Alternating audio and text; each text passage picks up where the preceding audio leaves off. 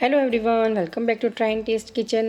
આજે હું તમારી સાથે શેર કરીશ દૂધી ચણાની શાક બનાવવાની રેસીપી. દૂધ ચણાનું શાક તો આપણા બધાના ઘરે બનતું જ હોય છે, પણ એકદમ અલગ રીતે નવા મસાલા સાથે, નવા સ્વાદ સાથે બનાવીશું. તો રેસીપીને સ્કીપ કર્યા વગર એન્ડ સુધી જરૂરથી જોજો. અને જો તમને મારી રેસીપી ગમે તો વિડીયોને લાઇક કરજો, શેર કરજો અને આવી જ નવી રેસીપી જોવા માટે ચેનલ ઉપર નવા હો તો ચેનલને સબસ્ક્રાઈબ કરી બાજુમાં આપેલું બેલ આઇકન જરૂર પ્રેસ કરજો. તો ચાલો રેસીપી સ્ટાર્ટ કરીએ. તો દૂધી ચણાનું શાક બનાવવા માટે અહીંયા મેં 1 વાટકી ચણાની દાળ લીધી છે. એને આપણે મોટા વાસણમાં કાઢી 2 થી 3 વાર સારા પાણીએ ધોઈ લેવાનું છે અને એને પલાળવા માટે આપણે સાઈડમાં રાખી દઈશું. ત્યારબાદ અહીંયા મેં દૂધી લીધી છે. દૂધી અહીંયા હું આખી યુઝ નથી કરવાની, તો અડધી દૂધી આપણે યુઝ કરશું. દૂધીની ક્વોન્ટિટી તમે વધુ ઓછી કરી શકો છો. જો તમારે વધારે યુઝ કરવી હોય તો તમે વધુ પણ યુઝ કરી શકો છો. હવે આપણે દૂધીની છાલ કાઢી લેવાની છે. છાલ કાઢી હવે દૂધીના આપણે મીડિયમ સાઇઝના પીસીસ કરવાના છે. તો બહુ વધારે પડતા મોટા પળની અને એકદમ નાના પળની એવા આપણે મીડિયમ સાઇઝના પીસીસ કરીશું, જેથી જ્યારે આપણે દૂધીને બાફીએ તો એને એ ગળી પણ ન જાય અને એના પીસીસ આપણે દેખાય અને સાથે ચડી પણ જાય. તો અહીંયા મેં દૂધીના પીસીસ કરી દીધા છે. હવે આપણે બીજી બાજુ દાળ પણ મેં પલાળવા રાખી દીધી હતી. દાળ પણ એકદમ સરસ પલળી ગઈ છે. તો લગભગ આપણે 2 થી 3 કલાક સુધી દાળને પલળવા દેવાની છે. તો દાળ એકદમ સરસ જલ્દી ચડી જશે દૂધી સાથે. તો દાળ અને દૂધી રેડી છે.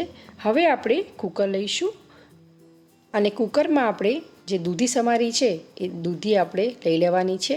સાથે દાળમાંથી મેં પાણી કાઢી લીધું છે અને એ દાળને પણ આપણે દૂધી સાથે જ કુકરમાં ઉમેરી દઈશું.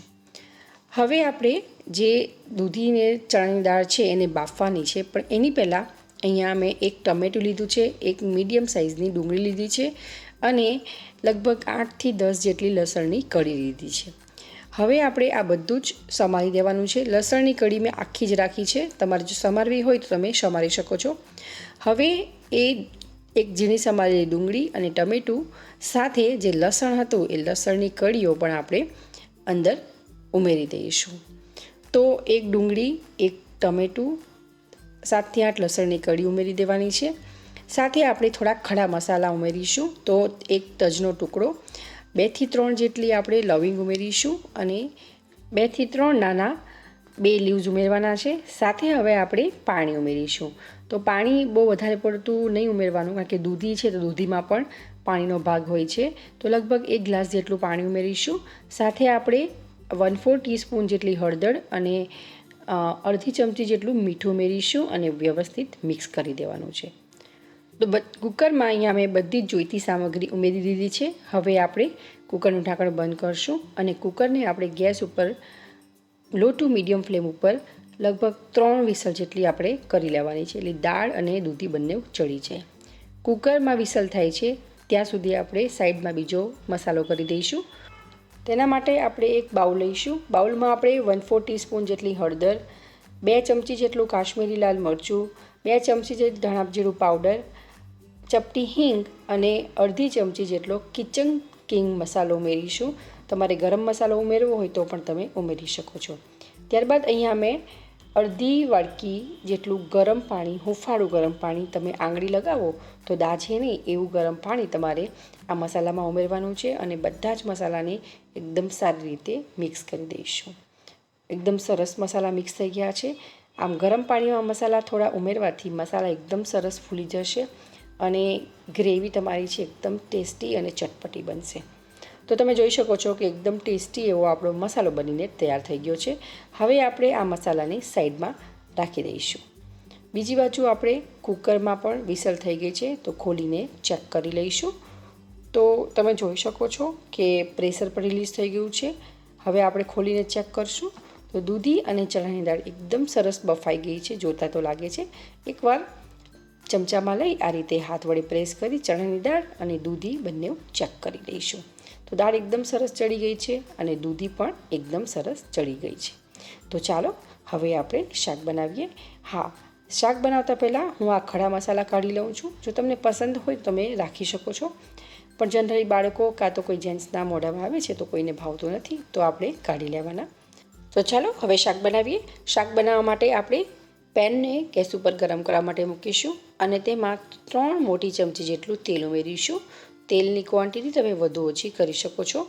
ત્યારબાદ તેલ ગરમ થાય એટલે એમાં આપણે અડધી ચમચી જીરું ઉમેરીશું, ચપટી હિંગ ઉમેરીશું અને ગેસની ફ્લેમને આપણે લો કરી દેવાની છે।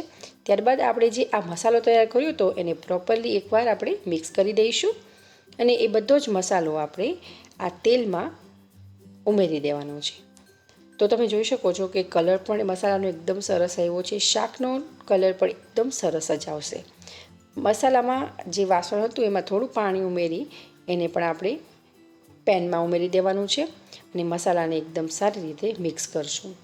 થોડું પાણી ઉમેરવું જરૂરી છે, અધરવાઇઝ મસાલો બળી જશે। તો હવે આપણે આ રીતે મિક્સ કરશું અને લગભગ 2 થી 3 મિનિટ સુધી મસાલાને આ રીતે આપણે ચડવા દઈશું।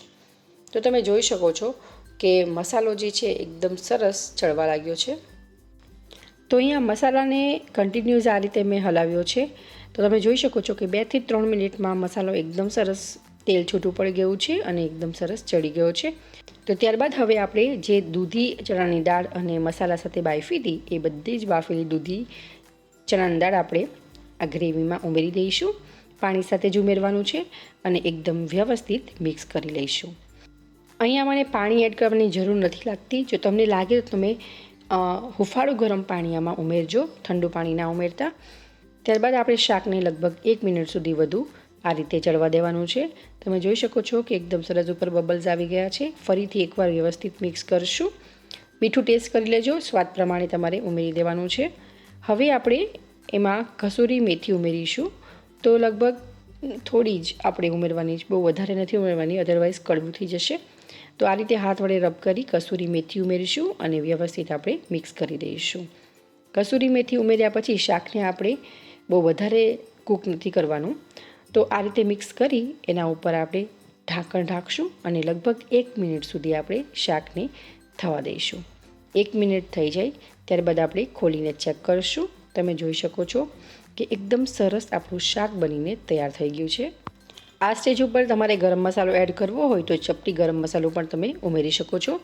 હવે આપણે ધાણા ભાજી ઉમેરી ગરમા ગરમ શાકને તમે ફુલકા રોટી અથવા તો રાઈસ સાથે સર્વ કરી શકો છો। તો તમે પણ એકવાર આ રીતે ઘરે જરૂરથી બનાવજો અને કેવું બને છે એ તમારા ફીડબેક મને કમેન્ટ કરી ચોક્કસ જણાવજો। જો તમને મારી રેસીપી પસંદ આવી હોય તો વિડીયોને એક લાઇક કરજો, ફ્રેન્ડ્સ ફેમિલી સાથે શેર કરજો અને આવી જ નવી રેસીપી જોવા માટે ચેનલ ઉપર નવા હો તો ચેનલને સબસ્ક્રાઈબ કરી બાજુમાં પેલું બેલ આઇકન જરૂર પ્રેસ કરજો। તો ચાલો ફરી મળીશું એક આવી જ નવી રેસીપી સાથે। Thank you for watching.